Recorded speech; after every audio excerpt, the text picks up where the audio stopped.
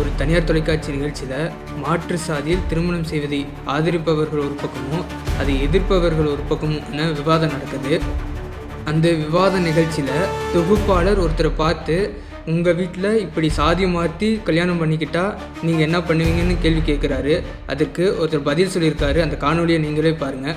உங்கள் வீட்டில் ஜாதி மாதிரி திருமணம் செய்து விட்டா என்ன செய்வீங்க? அதாவது 200 விழுக்காடு என் குடும்பத்தில் அப்படி நடக்கிற வாய்ப்பு இல்லை. முதல்ல ஒரு வேலை நடந்துச்சுன்னா ஒரு மைனஸ் பாயிண்ட் கூட வச்சுக்கோங்களேன், எல்லா விதத்திலையும் ஒதுக்கி வைப்பாங்க. ஒரு தகப்பனாவோ அண்ணனாவோ நாங்களாம் என்ன பண்ணோம் அப்படின்னா, மொட்டை அடிச்சு அந்த கருமாதி விசேஷம் இருக்கலாம், கருமாதி விசேஷம் சொல்லுவாங்களா, அதை முடிச்சிருவோம். அதையும் மீறி மன வேதனைனா அந்த 2 நாள் முன்னாடி எங்க உயிரை மாற்றிடுவோம். மான இழந்தாலே வாழ தெரியும்.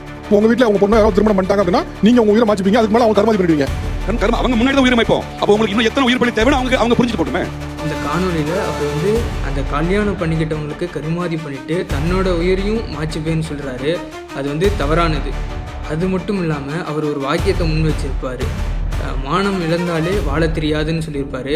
அது ஒரு முட்டாள்தனமான ஒரு கருத்து.